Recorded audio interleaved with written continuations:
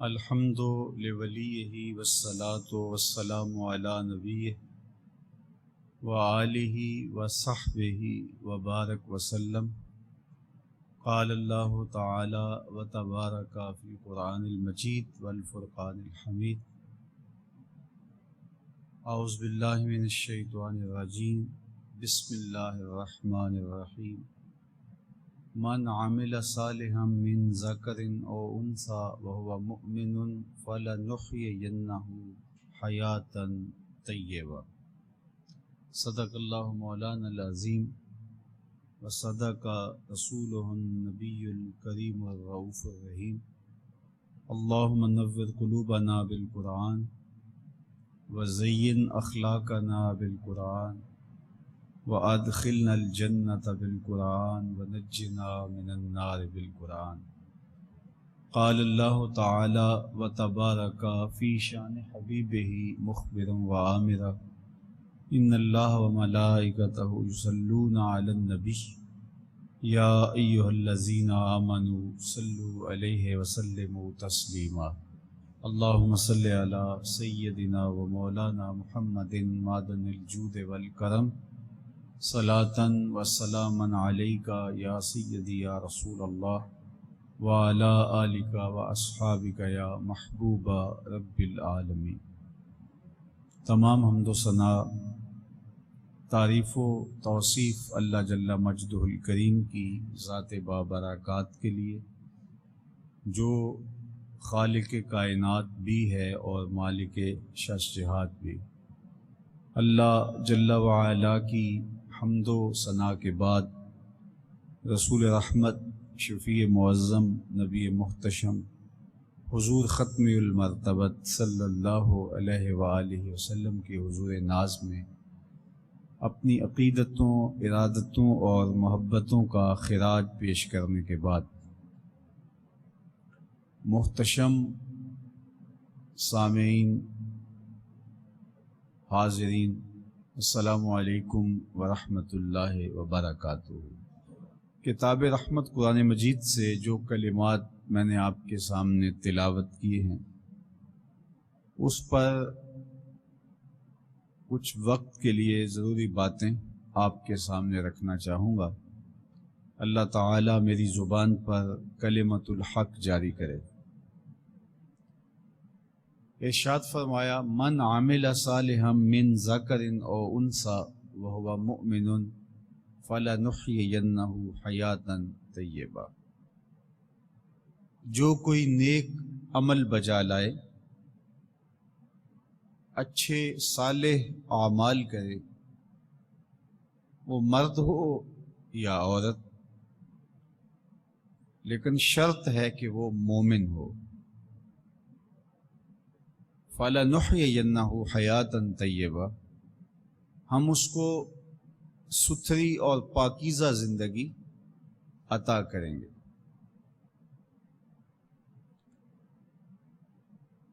ایمان کی شرط کے ساتھ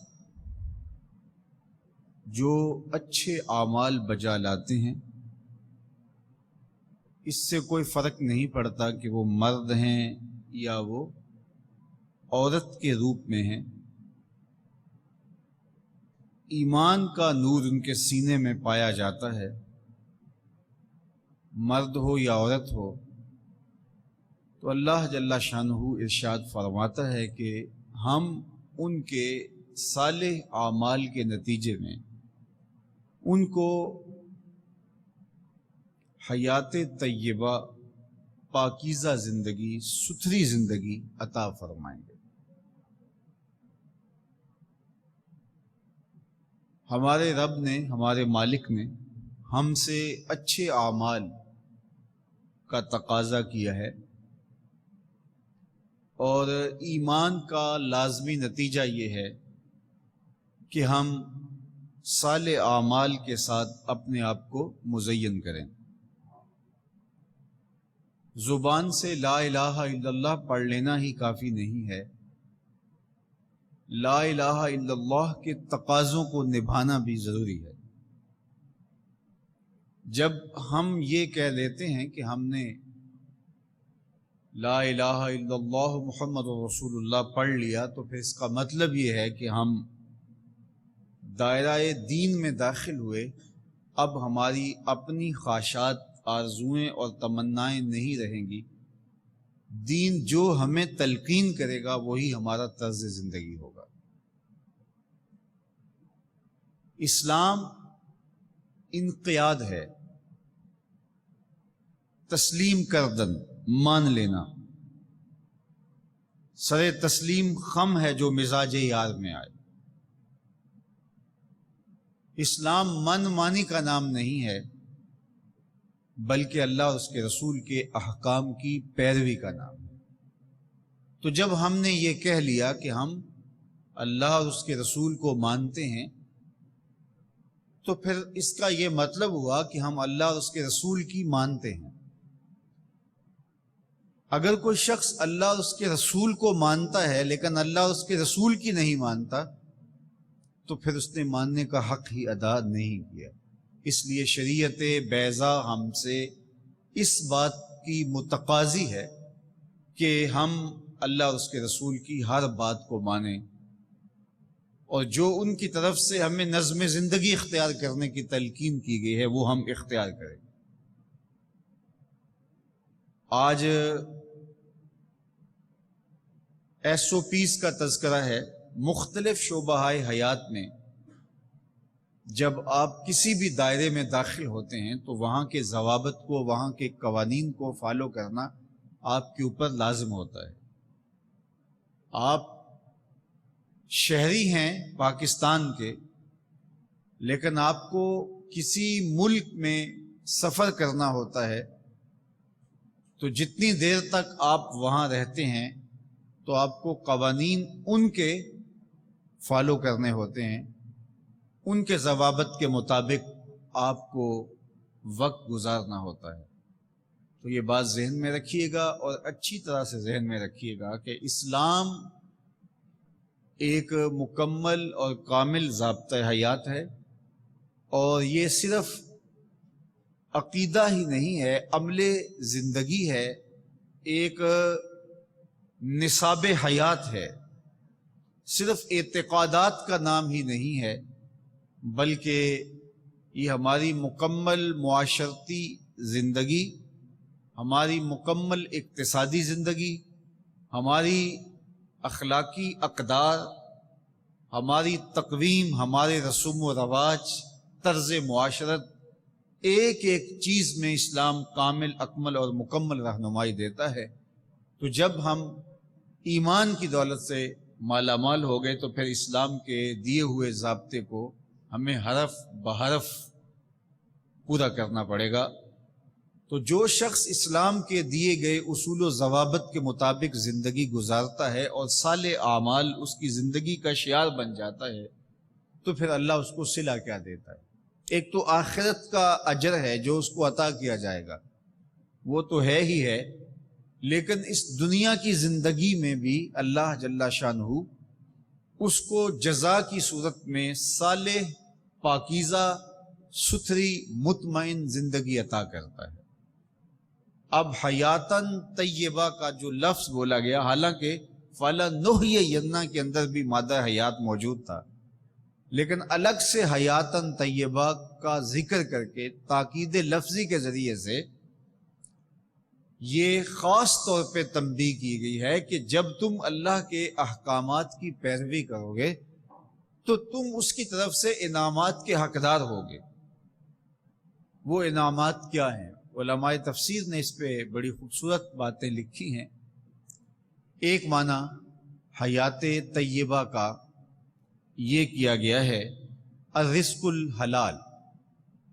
اور یہ قول حضرت عبداللہ ابن عباس رضی اللہ تعالیٰ عنہ، حضرت سعید بن جبیر رضی اللہ تعالیٰ عنہ، عطا بن رباح اور ضحاک کا ہے کہ اس سے مراد رزق حلال ہے۔ جب اللہ جل شانہ کی بندہ اطاعت کرتا ہے تو اس کے صلے میں اللہ اس کے لیے رزق حلال کے اسباب پیدا کر دیتا ہے۔ دیکھیے، جو میری اور آپ کی قسمت میں لکھا ہے، ہمارا جو مقسوم ہے، وہ ہمیں مل کے رہے گا۔ جب بچہ شکم مادر میں 120 دن کا ہوتا ہے، صحیح حدیث میں آتا ہے کہ اس کا رزق بھی لکھ دیا جاتا ہے، اس کی عمر بھی لکھ دی جاتی ہے، اس کا شقی و سعید ہونا بھی لکھ دیا جاتا ہے۔ یہ لکھ دیا گیا ہے، قلم اٹھا لیا گیا، سیاہی خشک ہو گئی، میرا اور آپ کا لکھا ہوا مقدور ہے، مقسوم ہے، وہ ہمیں ہر صورت میں مل کے رہے گا۔ لیکن یہ ہمارا اختیار ہے کہ ہم اس لکھے ہوئے کو، اس مقسوم کو حاصل کیسے کرتے ہیں، بذریعہ حلال حاصل کرتے ہیں یا بذریعہ حرام حاصل کرتے ہیں، تو یہ انسان پہ چھوڑا گیا ہے۔ لیکن جو شخص اچھے اعمال کے ذریعے سے اپنے رب کی رضا جوئی میں لگا رہتا ہے تو اللہ اس کے مقسوم کو اس تک حلال ذرائع سے پہنچاتا ہے، اس کو اس کی توفیق نصیب کر دیتا ہے کہ وہ حرام کی طرف نظر بھی اٹھا کر نہیں دیکھتا اور وہ حلال رزق اختیار کرتا ہے۔ مجھے اور آپ کو اچھی طرح پتہ ہے کہ حلال کیا ہے اور حرام کیا ہے۔ اللہ کے محبوب علیہ السلام نے ارشاد فرمایا، حضرت نعمان بن بشیر رضی اللہ تعالیٰ عنہ سے مروی یہ معروف روایت ہے کہ اللہ کے محبوب علیہ السلام نے ارشاد فرمایا، ان الحلال بین وان الحرام بین وبینہما امور مشتبہات، فرمایا حلال بھی واضح ہے، حرام بھی واضح ہے۔ حلال کیا ہے ہر شخص کو پتہ ہے، یہ چیزیں حلال ہیں۔ حرام کیا ہے یہ بھی سب لوگوں کو علم ہے کہ حرام کیا ہے۔ سود حرام ہے، چوری درست نہیں ہے، کسی سے چھین کر کے لینا، رشوت لینا، جو یہ امور بجا لاتا ہے اور ان برے اعمال میں مبتلا ہے، ان سے بھی پوچھو تو وہ بھی کہیں گے یہ امور حرام ہے۔ جو رشوت لیتا ہے اس کے بھی سر کے اوپر آویزہ ہے، الراشی والمرتشی کلاہما فی النار، باقاعدہ کتبہ لگا ہوا ہے، رشوت لینے والا اور رشوت دینے والا دونوں جہنمی ہیں۔ اگرچہ نیچے وہ کاروبار کر رہا ہے، رشوت کا بازار گرم کیے رکھا ہے اس نے، لیکن بہرحال اس کو اچھی طرح معلوم ہے،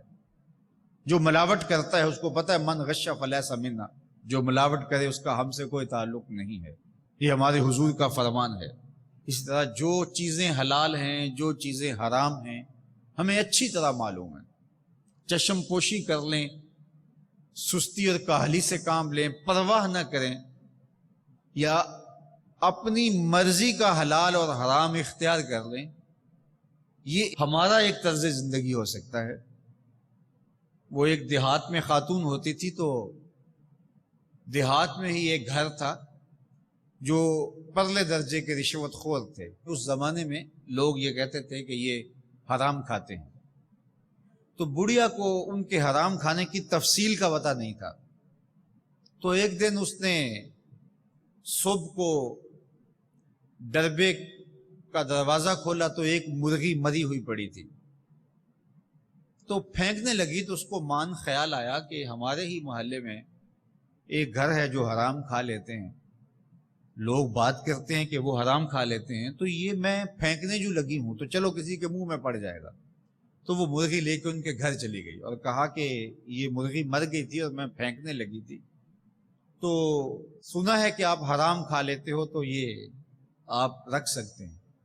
تو وہ آگے سے غصے میں آ گئے، تو اب پتہ تو انہیں بھی تھا کہ ہم حرام کھاتے ہیں، لیکن ان کا حرام ان کی مرضی کا تھا۔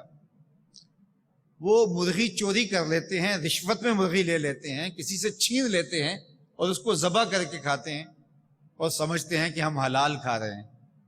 اور مردار کو وہ حرام سمجھ رہے ہیں، تو اس کو وہ حلال سمجھ رہے ہیں۔ تو ہم نے حلال اور حرام اپنی مرضی کا، اپنے نفس کی خواہش کے مطابق بنا لیا ہو تو الگ بات ہے، لیکن ہمیں اچھی طرح پتہ ہے کہ چوری کی مرغی بھی حرام ہے، جو کسی سے لوٹ کے مال لیا ہو وہ بھی حرام ہے، اور ڈاکہ ڈال کر کے جو جانور چرایا اور اس کو ذبح کیا وہ بھی حرام ہے، اور جو مرا ہوا تھا وہ بھی حرام ہے۔ لیکن ہم نے اپنی مرضی کے مطابق کہا کہ ٹھیک ہے، یہ حرام ہم کھا لیتے ہیں اور یہ حرام ہم نہیں کھاتے۔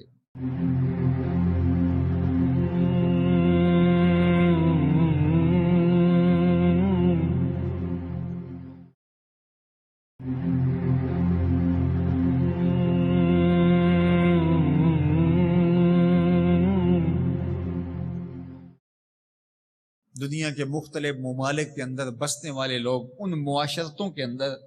اس طرح ڈھل جاتے ہیں کہ وہاں چونکہ شراب عام میسر ہوتی ہے تو وہ شراب پی لیتے ہیں، اور اگر ان کے سامنے خنزیر کا گوشت رکھو تو وہ کانوں کو ہاتھ لگاتے ہیں، میں مسلمان ہوں، یہ تو حرام ہے۔ تو میاں ابھی تھوڑی دیر قبل آپ نے جو شراب پی تھی وہ بھی تو شریعت نے حرام کی ہے۔ تو ہم اپنی مرضی سے کچھ چیزوں کو حلال قرار دے دیں اور کچھ چیزوں کو ہم حرام قرار دے دیں تو وہ الگ بات ہے، لیکن ہمیں پتہ ہے کہ شراب بھی حرام تھی، ہمیں پتہ ہے کہ رشوت کا مال بھی حرام ہے، تو فرمایا ان الحلال بین، حلال واضح ہے اور حرام بھی واضح ہے، وبینہما امور مشتبہات، اور ان دونوں کے درمیان کچھ چیزیں شبہ والی ہیں، لا یعلمہن کثیر من الناس، زیادہ لوگ نہیں جانتے کہ یہ حلال ہیں یا حرام ہیں، تو اس کے بارے میں رائے مختلف پائی جاتی ہے۔ تو آقا کریم علیہ السلام نے ارشاد فرمایا فمن اتقى الشبہات فقد استبرأ لدینہ وعرضہ، جو شبہ والی چیزوں سے بچ گیا اس نے اپنی آبرو کو بھی بچا لیا، اپنے دین کو بھی بچا لیا، اتقاء کی دولت سے مالا مال ہو گیا، جس میں شک بھی ہوا اس کو بھی اس نے ترک کر دیا۔ آج ہم اس بنیاد پہ ہی تو پرہیز کر رہے ہیں، کسی سے مصافحہ اس لیے نہیں کرتے کہ ممکنہ طور پہ اس کو کرونا ہو سکتا ہے، حالانکہ ہمیں یہ پتہ ہے کہ اس کو کرونا نہیں ہے، ورنہ یہ بیچارہ کسی ہاسپٹل میں داخل ہوتا، لیکن چونکہ اس نے ابھی ٹیسٹ نہیں کروائے تو ممکنہ طور پہ ہو سکتا ہے کہ اس کو یہ مرض لاحق ہو، اسے بھی پتہ نہیں ہو، مجھے بھی پتہ نہیں، تو کہیں ایسا نہ ہو کہ مجھے اس سے مرض لاحق ہو جائے، تو ہم احتیاط کرتے ہیں ممکنہ طور پہ۔ تو جو چیزیں شبہ والی ہوتی ہیں، ہمیں پتہ نہیں ہوتا اس میں حرام ہے یا حلال ہے، تو اس میں ہم کیوں دلیر ہو جاتے ہیں کہ کوئی بات نہیں ہے، تو وہاں بھی ہمیں پھر احتیاط کرنی چاہیے۔ ہمیں کھاتے ہوئے کوئی یہ بتا دے کہ اس کھانے کے اندر زہر پڑا ہوا ہے، یہ مضر صحت ہے، تو ہم ترک کر دیتے ہیں، اگرچہ ایک آدھ گواہی یہ بھی ہو کہ نہیں غلط ہے، ایسا نہیں ہے، لیکن ہم کہیں گے چلو ہم دوسری چیزیں موجود ہیں اور آپشنز ہمارے پاس موجود ہیں، ہم یہ لے لیتے ہیں۔ کسی زمانے میں یہ کسی نے خبر مشتہر کر دی تھی کہ یہ فارمی مرغیاں جو ہیں ان کو برڈ فلو ہو گیا ہے اور یہ خطرناک بیماری ہے اور جانوروں سے انسانوں میں منتقل ہو سکتی ہے، تو لوگوں نے مرغیاں کھانا چھوڑ دی تھی۔ بعد میں پتہ چلا کہ کسی کو نقصان پہنچانے کے لیے یہ ایک شوشہ چھوڑا گیا تھا۔ تو یہ اگر خبر مشتہر ہو جائے کہ فلاں جانور کو بیماری ہے تو ہم اس کو کھانا ترک کر دیتے ہیں، تو اگر ہمیں یہ شک پڑ جائے کہ یہ چیز اللہ کی طرف سے حرام ہے یا حلال ہے تو پھر اس کو ترک کیوں نہیں کریں گے؟ تو اللہ کے محبوب نے ارشاد فرمایا کہ جس نے ترک کر دیا شبے کی وجہ سے کسی چیز کو، اس نے اپنا دین بھی بچا لیا، اپنی آبرو بھی بچا لی، چونکہ جو شبے والے کاموں میں پڑتا ہے اس کی آبرو بھی باقی نہیں رہتی، دین بھی باقی نہیں رہتا، آبرو بھی باقی نہیں رہتا۔ ایسا کاروبار جو مشکوک ہے، اگر کوئی متقی پرہیزگار، کوئی عالم دین، کوئی شخص وہ کاروبار کرنے لگتا ہے، وہ اپنے طور پہ کسی طرح سے مطمئن ہو گیا، لیکن وہ کاروبار، وہ کام ایسا ہے کہ جس کے بارے میں شبہات پائے جاتے ہیں، تو ہمیں حکم دیا گیا اتقوا مواضع التہم، جہاں تہمت کا اندیشہ ہو اس جگہ سے بھی بچو۔ تو جو تہمت کی جگہ سے بھی بچ گیا، شبے والی جگہ سے بھی بچ گیا، اس نے اپنی آبرو بھی بچا لی، اپنا دین بھی بچا لیا۔ تو یہ بات ذہن میں رکھیے، وَمَنْ وَقَعَ فِي الشُّبُهَاتِ وَقَعَ فِي الْحَرَامِ،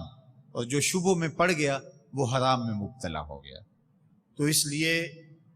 اللہ جل شانہ ایسے لوگوں کو توفیق دیتا ہے کہ وہ رزق حلال کو ہی اختیار کرتے ہیں، یہ اچھے اعمال کا نتیجہ ہے، صلہ ہے۔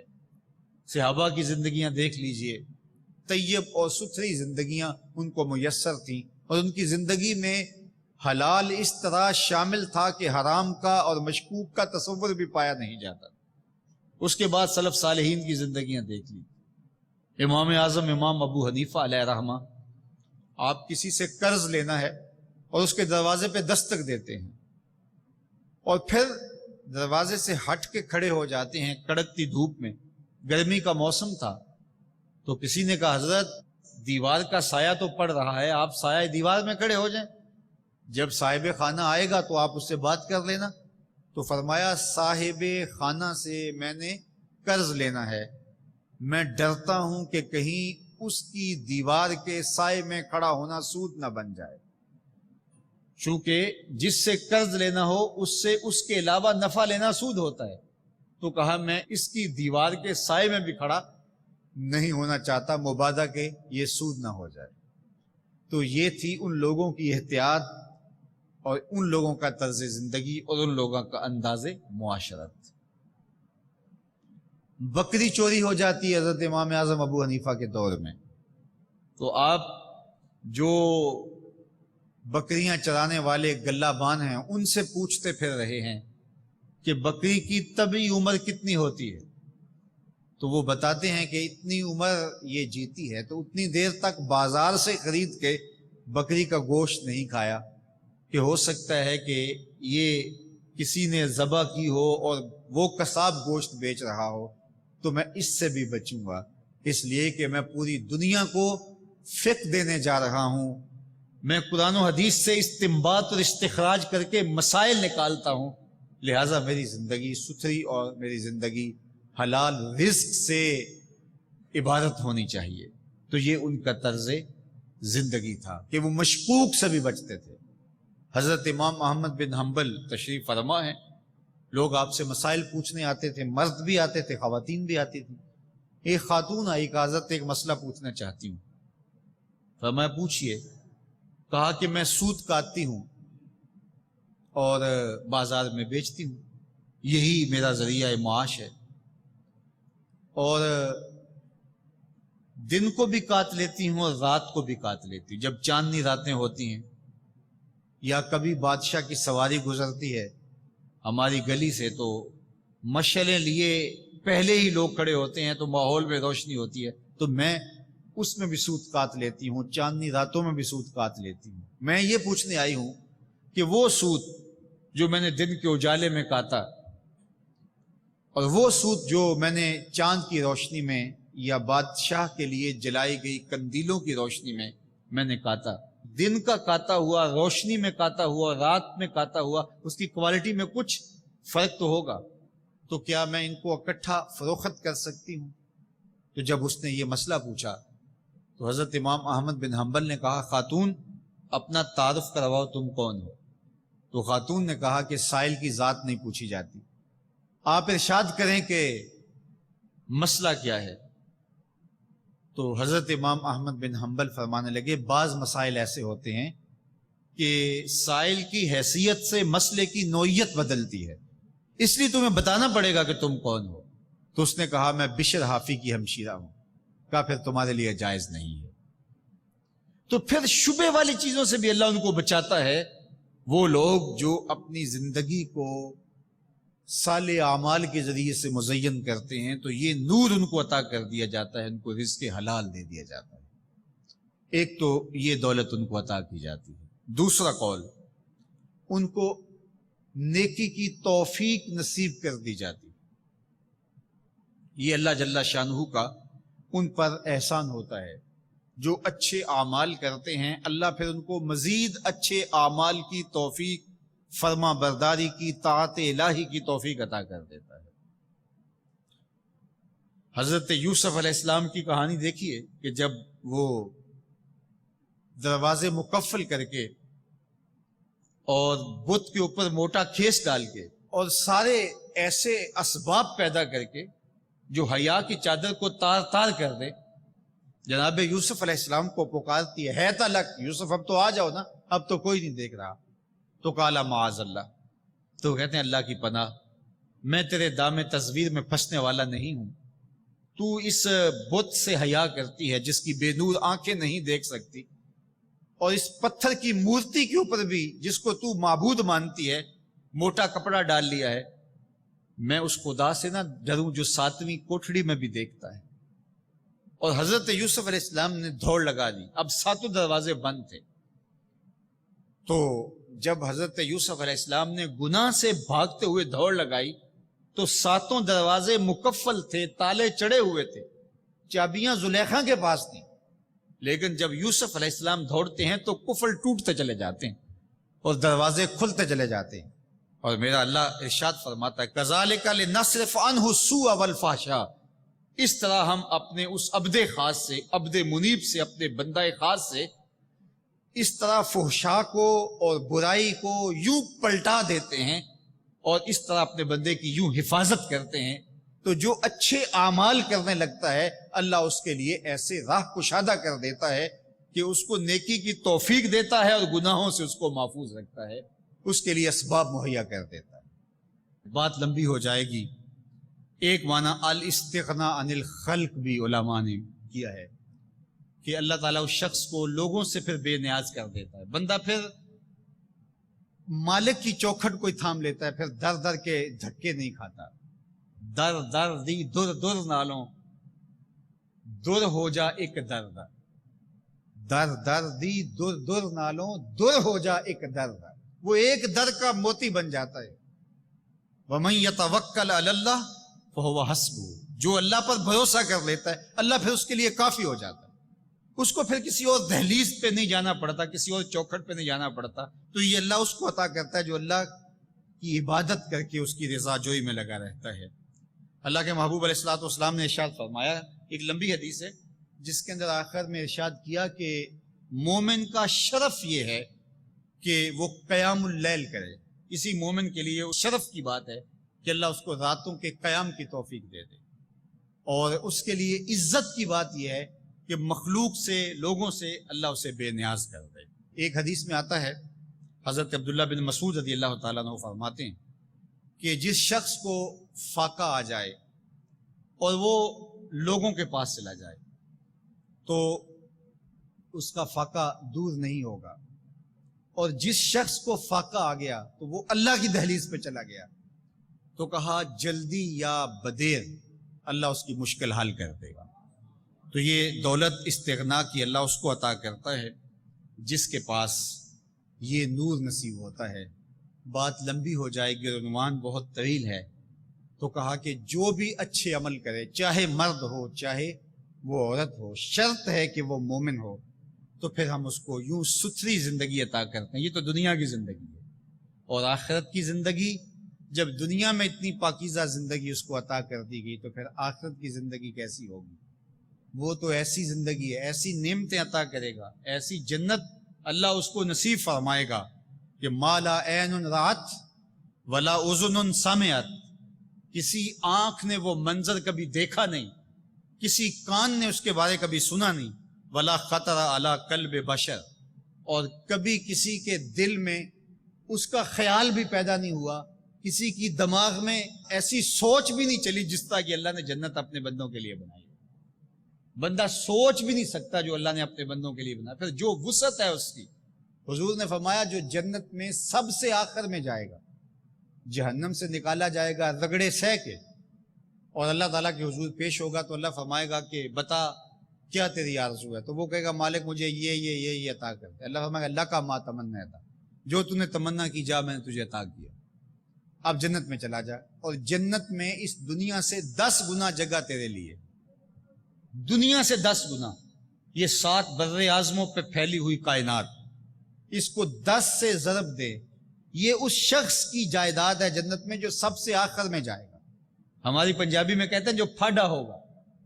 سب سے آخر میں جانے والا جو پھاڈا ہے